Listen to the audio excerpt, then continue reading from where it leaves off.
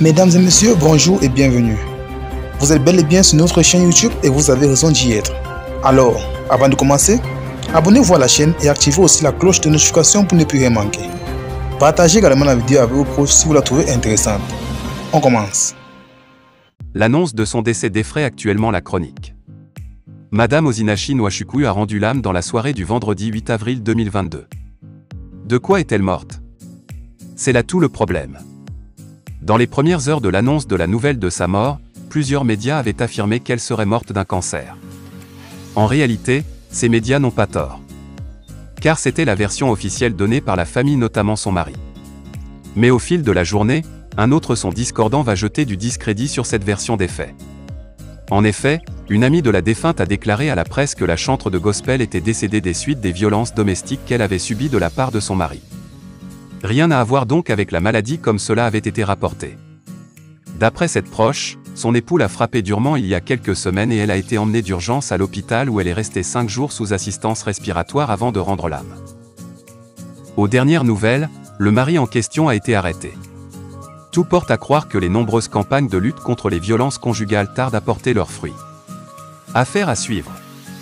Depuis l'annonce de son décès, le Nigeria en particulier et le monde en général ne cessent de condamner avec dernière énergie ce crime. Sur les réseaux sociaux, l'on peut voir des tas de messages des personnes exigent une lourde peine de prison pour cet individu qu'on qualifie d'inhumain. Le monde est en deuil. Une violence de plus et de trop envers les femmes innocentes. Que ont-on fait pour mériter cela au juste? Peter Nwachukwu méritait-il de battre sur son épouse à cause de sa faiblesse et de son respect? La réponse est incontestablement non. Cette pauvre femme n'avait pas besoin de mourir maintenant. Ses enfants ont besoin d'elle. Sa famille également.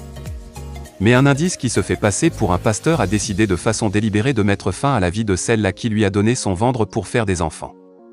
Qu'est-ce que c'est cruel? Et les enfants dans tout ça? Quelle sera leur situation? Leur sort? Rester avec un père assassin? Ce dernier risque de faire subir la même chose à ses enfants. Non? Elle doit prendre les choses en main. Trop c'est trop. À en croire certaines déclarations de la sœur de Osinachi Nwachukwu, Dame Favourmed, Peter Nwachukwu, violentait sa femme depuis des années. Il la battait sur elle depuis leur union. Aussi, ajoute-t-elle, l'argent que sa sœur gagnait en tant qu'artiste gospel, son mari exigeait que ça entre dans son compte bancaire. Sa femme n'avait droit à rien.